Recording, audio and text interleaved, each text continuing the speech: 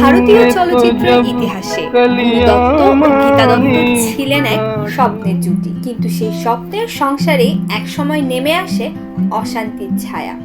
আর সেই আলোচনার কেন্দ্রে উঠে আসে অভিনেত্রী ওয়াহিদা রহমানের নাম।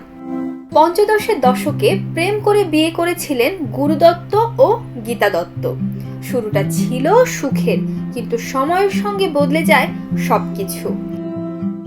একের পর এক ছবিতে গুরু দত্তের নায়িকা হন ওয়াহিদা রহমান। তাদের পেশাগত ঘনিষ্ঠতা নিয়ে চলচ্চিত্র পাড়ায় ছড়িয়ে পড়ে নানা গুঞ্জন।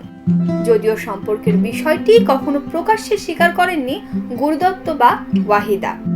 বিভিন্ন জীবনী ও স্মৃতিকথায় দাবি করা হয়েছে এসব গুঞ্জন গীতা দত্তকে গভীরভাবে আঘাত করেছিল। তবে গবেষকদের মতে শুধু এই গুঞ্জন নয়, কাজের চাপ, খ্যাতির পালাবদল এবং দাম্পত্যের টানাপোড়েনও সম্পর্কে ভাঙনের বড় কারণ ছিল।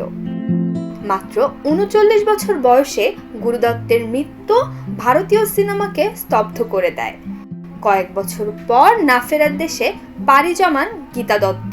আর ওয়াহিদা রহমান আজও এ বিষয়ে নীরব। ফলে তাদের সম্পর্কের প্রকৃত সত্য এখনো রয়ে গেছে রহস্যের আড়ালেই।